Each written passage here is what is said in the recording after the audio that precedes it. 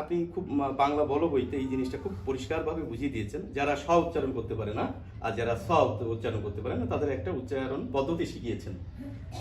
তো স্যার আমি বলছি যে আপনি একটু আমাদের একটু দেখিয়ে দেন, মানে আচ্ছা, একটু বুঝিয়ে বলে দেখিয়ে দেন। যারা স বলে, হ্যাঁ, স বলে শুরু করে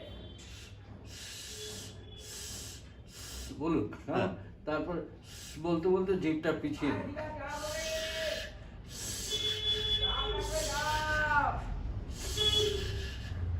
এই যে আগের থেকে স বলতে বলতে জিভটা ওই লাগিয়ে পিছিয়ে নিন, তাহলেই তালব্য হয়ে যাবে। আচ্ছা, আর তালব্য যাদের স্বরের দোষ আছে, 24 পরগনা, হাওড়া এদের আছে, তারা ওই স বলতে শুরু করুক, এগেন